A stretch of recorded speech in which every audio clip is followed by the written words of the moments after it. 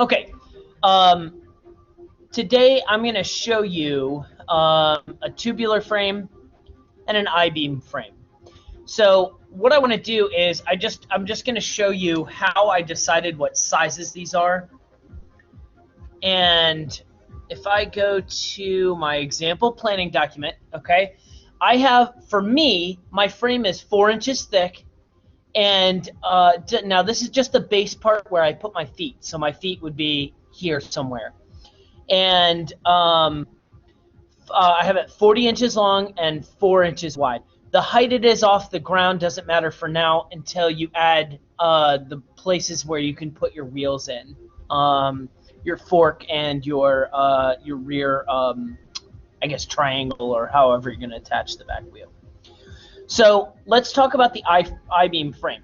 So if I look at it this direction, this is 4 inches high and 40 inches long.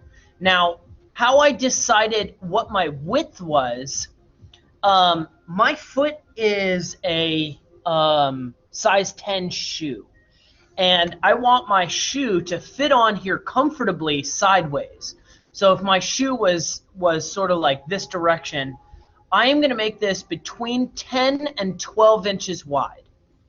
And that would be a comfortable side. I've ridden scooters before that are super, super thin and really don't give you a good flat spot to put your foot on.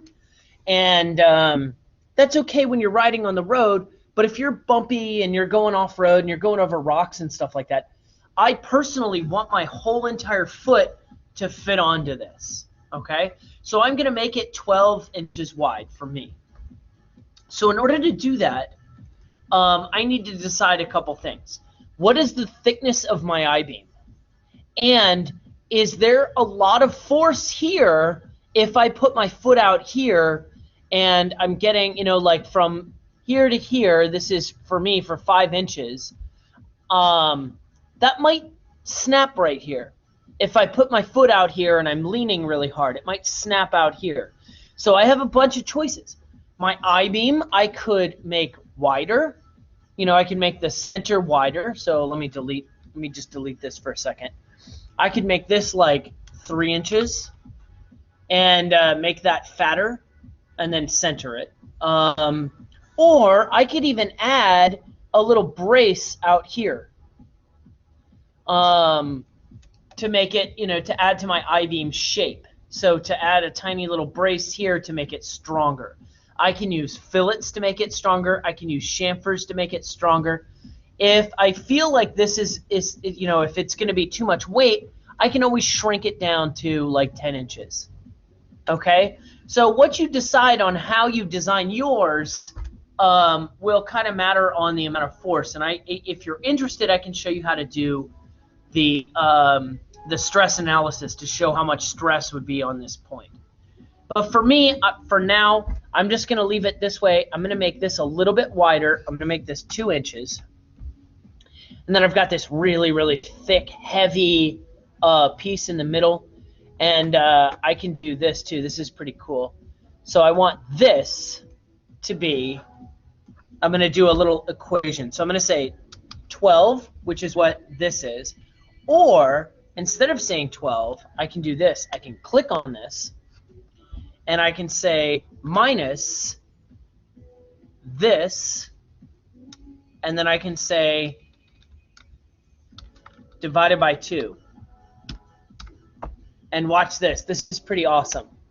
So if I decide that, let's say I want this to be 1, and I did that equation, it keeps it centered and it changes this number. If I want this to be 10, it automatically changes that. Oopsies. This is supposed to be, where's that dimension? Oh, there it is. Silly goose. This is supposed to be the same as that. So then if I change this again back to 12, it changes the entire thing with that equation. Pretty cool. Or you can just do the math in your head. Probably pretty easy to do that math. All right. So when I'm done with my I-beam, I'm going to hit OK. And then I want to lighten this up because this is a giant, thick, heavy piece of aluminum. So I can cut holes in it. I can, I don't want a sharp piece of aluminum out here. So I'm going to round these corners off. And I can even round the edges off around the top too. So let's do this. Let's round this off, let's say 2. And that makes it so I don't stub my toe on the edges. It's curved. I can fillet this so the edges aren't so sharp. Let's make this like 0.125, let's say.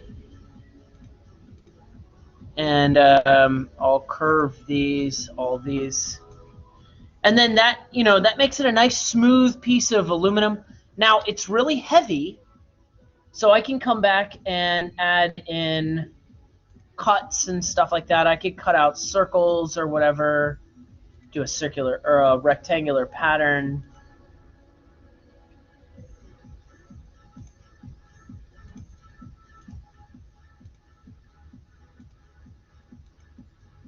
And let's make it like 2 or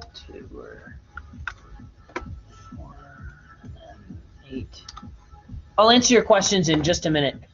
So what I'm going to do then is just cut these out into the object, except I'm going to cut them all the way through to make it lighter or whatever. I'm just showing you some ideas on how to modify this.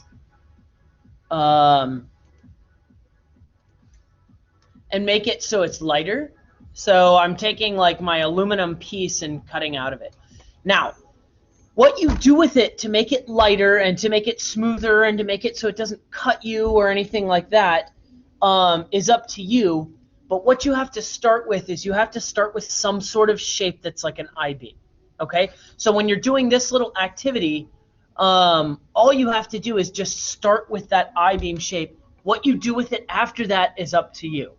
To lighten it up, to make it so it doesn't cut you if you cut into the edge. Maybe this whole thing is carbon fiber. Maybe it's aluminum. We're not worried about price. But let's come up here to there's no, for the materials, there's no thing. You can also do, let's do this carbon fiber just to make it look like what it's supposed to be. Come here, carbon fiber. There we go. And now it's made out of carbon fiber. So you can modify it however you want. In the end, all I want you to do is on the top, because you're going to take a little picture of this, just real quick, put your name on it so I know that you made it. Okay. Oops, that's really tiny.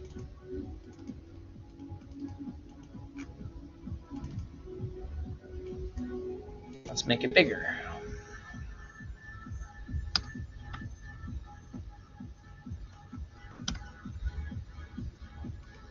And you can extrude it if you want to. Not that high, obviously.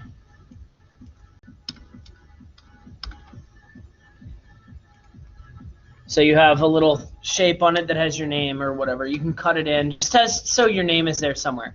And all I want you to do is take a picture of this. Okay? So you'll go up to View, Pictures, whatever. Okay. The next thing I want to show you is how to do the tubular frame. And the modifications of it are going to be the same as this. I'm not going to do that again with cutting holes in it and rounding it off. All I want you to see is how simple this is to start with. Okay? So what I'm going to do is I'm going to start a new part and show you how simple this is. So what I'm going to do is I'm going to come over to here, and I'm going to create, I need my pad for where I sit. So I'm going to actually make this really thin. I'm going to make this 0.5, and then I'm going to make this 12, okay? Just like I did before. So let's move it up. And then I need my tubes underneath. So what I'm going to do is I'm going to start with a 2-inch circle. You can do it, whatever you want. And I want this to have a hole in it. So I'm going to make this whatever, and then make it, let's make this, I don't know, 0.25. No, that's a big, thick thing, 0.125. Okay, and then all I have to do now is I'm going to go to, this is really neat, I'm going to click Tangent, I'm going to pick this, and I'm going to pick this. Now, you can choose where it is. If you want it to go all the way out to the edge, that's fine. But what you can do now is you can give a distance to whatever you want. So let's say you want this to be, I don't know, 2. Okay? And then you're going to do the same thing, except I'm going to take this and I'm going to make it easy on myself. I'm going to say copy. And I can copy it along that same thing and it'll stay in the tangent. And then I'm going to do the same thing, measure this over to here and hit 2. And then I'm going to copy a third one. You can do as many as you want. You can do 3 or 4 or whatever, or just 2. And I'm going to bring it over just like I did before. And I'm going to show you something really awesome. I'm going to use this construction line. I'm going to draw a line from here to here. And from here to here. I love doing this. And then I'm going to choose equal. And I'm going to choose this and this, and it makes it exactly in the center. And you can do that for multiple things too. Like if you wanted another one, you could make 3 lines and make all 3 lines equal to each other. And then it doesn't matter what this measurement is because these are automatically equal. And then when you're done, all you have to do is go to extrude. And I'm going to extrude this just like I did before, 40. So those are the 2 things I want you guys to do today. I want you to make a couple modifications to them, all right? And just to be simple on this, all you really have to do is create this, a little Ibeam, that's similar to this. It doesn't have to be exact if you wanted to make this 5 or whatever. Just stick with like maybe 4 inches, 12 inches, and 1 inch for this, and then kind of play around with it. And then the tubular frame, all you have to do is create that and extrude it. Okay? You can make changes to it. You can change the sizes of it, whatever you want. I will post up also a picture of this and a picture of this, so you guys can see those 2 different sizes. Okay? Does that sound good? All right, I'm going to stop the